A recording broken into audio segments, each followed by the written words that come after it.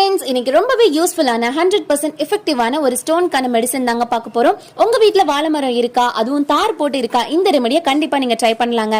எங்க வீட்லயும் வந்து பாத்தீங்கன்னா வாழை மரம் தார் போட்டு இருந்தது, காத்துல சாஞ்சிருச்சுங்க. ஸோ இந்த ரெமடியை நாங்க ட்ரை பண்ண போறோம். ஸோ ஃபர்ஸ்ட் வந்து வாழைத்தாரை வெட்டினதுக்கு அப்புறமா வாழை மரத்தையும் முக்கால் வாசி வெட்டிடணும். ஜஸ்ட் வந்து அந்த தண்டு அடிப்பகுதி தண்டு மட்டும் வச்சுக்கணுங்க. அண்ட் தென் உள்ள இருக்க கிழங்கு எல்லாத்தையுமே வந்து தோண்டி எடுத்துக்கணும். கிட்டத்தட்ட ஒரு அரை அடிக்கு வந்து நீங்க வந்து தோண்டி வச்சிடணுங்க.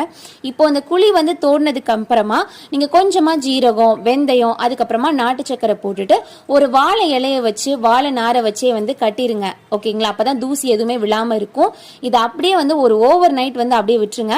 அப்பதான் அந்த வாழை தண்டுல இருக்கக்கூடிய எல்லா அந்த வாட்டருமே எக்ஸ்ட்ராக்ட் ஆகி வரும். நெக்ஸ்ட் டே வந்து பாத்தீங்கன்னா கிட்டத்தட்ட வந்துட்டு 1 glass ஆஃப் அந்த வாழை சாறு வந்து எனக்கு கிடைச்சிருந்தது. இதை நீங்க எம்டி ஸ்டொமக்ல குடிச்சிங்க அப்படின்னா ஸ்டோனுக்கு ரொம்பவே எஃபெக்டிவான ஒரு மெடிசன். ட்ரை பண்ணி பார்த்துட்டு கமெண்ட் செக்ஷன்ல உங்க ஃபீட்பேக்கை ஷேர் பண்ணுங்க.